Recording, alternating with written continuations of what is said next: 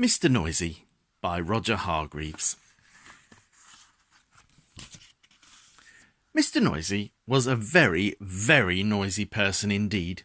For example, if Mr. Noisy was reading this story to you, he'd be shouting at the top of his voice. And the top of Mr. Noisy's voice is a very loud place indeed. You can hear it 100 miles away. For example, when most people sneeze, you can hear them in the next room. But tissue! When Mr. Noisy sneezes, you can hear him in the next country. Now this story starts when Mr. Noisy was asleep in bed in his bedroom in his house, which is at the top of a hill. He was snoring, and as you can well imagine, when Mr. Noisy snores, that is a snore worth hearing. It sounds more like a herd of elephants than a snore. Then Mr. Noisy's alarm clock went off.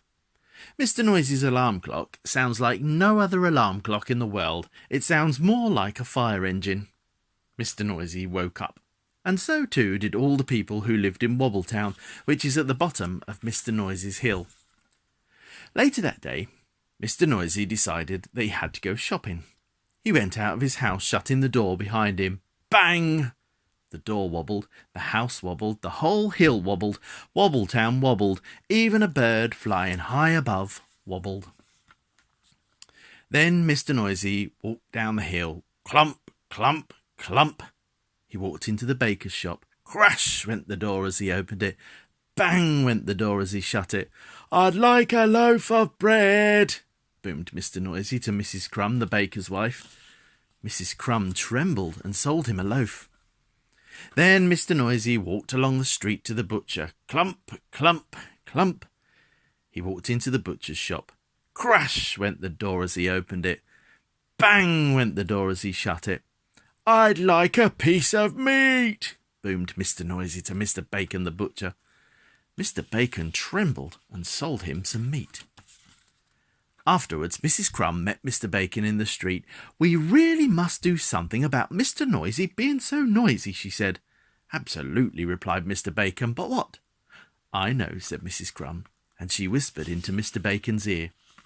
Mr. Bacon smiled a small smile, which grew into a broad grin. "Mrs. Crumb," he said, "I think you have the answer."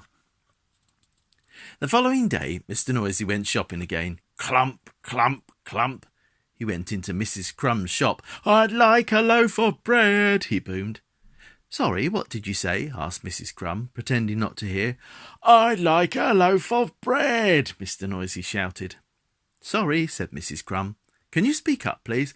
"I'd like a loaf of bread," roared Mr. Noisy. "Can't hear you," replied Mrs. Crumb. Mr. Noisy gave up and went out. Mr. Noisy went into Mr. Bacon's shop. "I'd like a piece of meat," he boomed. Mr. Bacon pretended not to notice. "I'd like a piece of meat," Mr. Noisy shouted. "Did you say something?" asked Mr. Bacon. "I said I'd like a piece of meat," roared Mr. Noisy. "Pardon?" said Mr. Bacon. Mr. Noisy gave up and went out, and went home and went to bed, hungry. The day after, Mr. Noisy tried again. He went into Mrs. Crumb's shop. "I'd like a loaf of bread," he boomed. "Oh, what?" asked Mrs. Crumb. Mr. Noisy started shouting at the very top of his voice, "A loaf of—" And then he stopped, and then he thought, and then he said quietly, "I'd like a loaf of bread, please, Mrs. Crumb." Mrs. Crumb smiled. "Certainly," she said. Then Mr. Noisy went into Mr. Bacon's shop.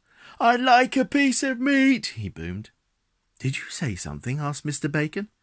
"Yes, I did," shouted Mr. Noisy at the very, very top of his voice. "I said I'd like a—" And then he stopped, and then he thought, and then he said quietly, "I'd like a piece of meat, please, Mr. Bacon."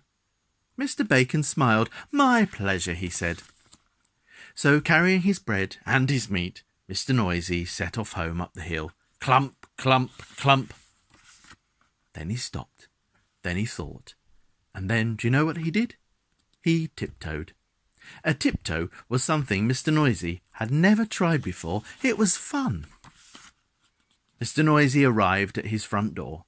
He put out his hand to open the door, and then he stopped, and then he thought, and then do you know what he did? He opened the door very quietly. He stepped inside, and then he shut the door very gently. Quietly and gently were two things Mr. Noisy had never tried before either. That was fun too.